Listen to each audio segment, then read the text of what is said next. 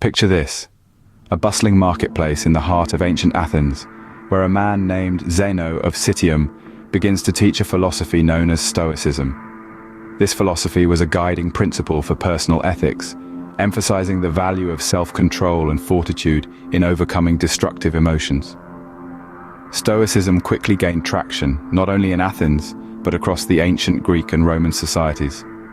Its teachings resonated with the people, providing them with a moral compass and a framework for navigating the trials and tribulations of life.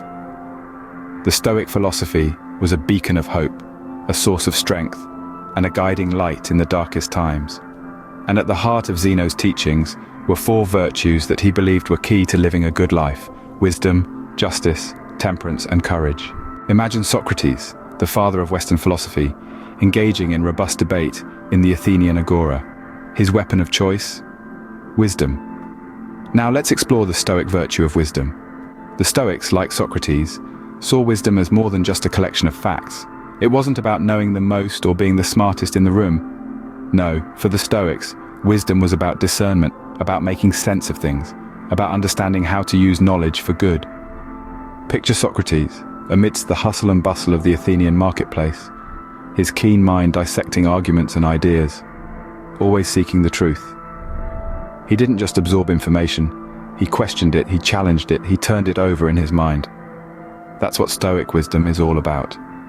It's not about being a walking encyclopedia, it's about being a thoughtful analyst, a discerning judge. It's about seeing through illusions, cutting through noise, and understanding the essence of things. Consider Socrates' famous saying, "I know that I know nothing." This wasn't a confession of ignorance, but a statement of humility. Socrates knew that true wisdom lies in recognizing our own limitations, in understanding that there's always more to learn, more to understand. So, in the spirit of Socrates and the Stoics, let's strive for wisdom, not to hoard knowledge, but to apply it, not to show off, but to seek truth. Because, as Socrates showed us, wisdom is not about knowing everything, but about knowing how to use what we know. Picture the great Roman statesman Marcus Aurelius, penning his thoughts on justice in his meditations. With his stylus in hand, he contemplated not just the legal concept we're familiar with, but a deeper, more profound understanding of justice. For the Stoics, justice was not merely a societal construct, but a personal virtue, an essential part of living a good life. Marcus Aurelius, an embodiment of Stoic philosophy, saw justice as a triad of fairness, honesty, and respect for others. Fairness, in this context, was about treating everyone with equanimity, irrespective of their standing in society. It was about acknowledging the inherent worth of every individual and treating them as equals. Honesty, the second element, was viewed as a refusal to deceive, a commitment to truth regardless of personal cost. It was about being transparent, about honoring the truth in all circumstances, even when it was inconvenient or uncomfortable. Finally, respect for others was about recognizing the dignity and worth of every individual. It meant treating others not merely as means to an end, but as ends in themselves. It was about acknowledging the inherent value in every person and treating them with the dignity they deserved. These 3 elements, fairness, honesty, and respect, were, to Marcus Aurelius, the pillars of justice. To embody justice was to live these principles, to make them an integral part of one's character. As Marcus Aurelius wrote, "Justice is not something you do, but something you are." Imagine Epictetus, the former slave-turned-philosopher, teaching his students about the importance of temperance. As we get deeper into Stoicism, we come across the virtue of temperance, a virtue quite often misunderstood and undervalued in our modern world. Yet to the Stoics, and particularly to Epictetus, temperance held a place of high importance. Temperance, to the Stoics, was not about absolute denial. It wasn't about starving oneself of pleasure or joy.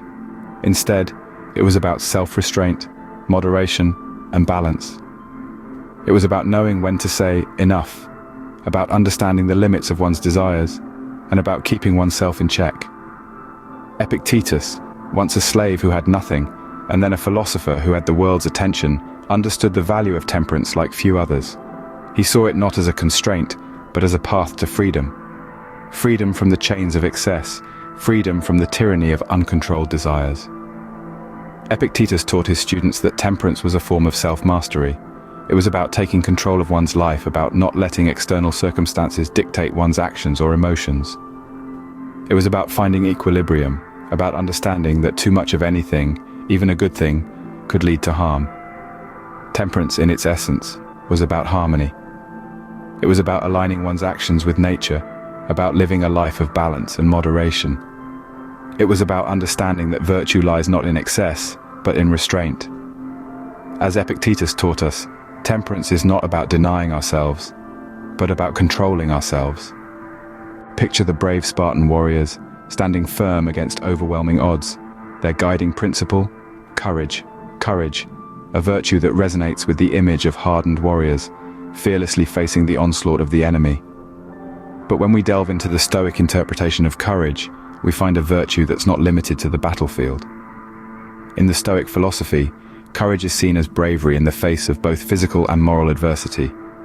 The Spartans serve as a perfect historical embodiment of this virtue, their lives steeped in the ethos of courage.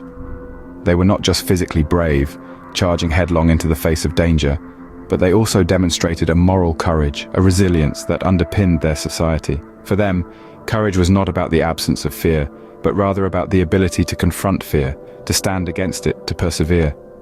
The Stoics viewed courage as a form of endurance, a mental fortitude.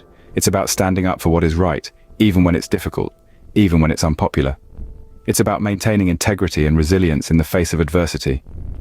The Stoics believed that courage, like all virtues, needed to be cultivated. It's a virtue that requires practice, that needs to be nurtured. It's about striving to make the right choice, to take the right action even when the odds are against you. As the Spartans showed us, courage is not about never feeling fear, but about facing our fears and doing what's right. So how can we apply these 4 virtues in our daily lives? Let's take a moment to reflect. Wisdom, the first virtue, guides us to discern what is within our control and what is not. We can practice this by focusing our energy on actions and thoughts that are within our power to change. Justice, the second virtue, encourages us to treat others with fairness and kindness. We can strive for justice by considering the impact of our actions on others and making decisions that promote equity.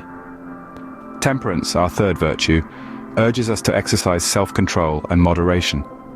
We can embrace temperance by setting boundaries for ourselves and avoiding excesses. Lastly, courage, our fourth virtue, inspires us to face challenges with bravery and resilience. We can embody courage by taking calculated risks and standing up for what we believe in. As the Stoics taught us, the path to a good life begins with the cultivation of virtue. And perhaps, in our fast-paced modern world, these ancient teachings are more relevant than ever. If you enjoyed this video, remember to leave a like, comment, and subscribe. Until next time, stay stoic.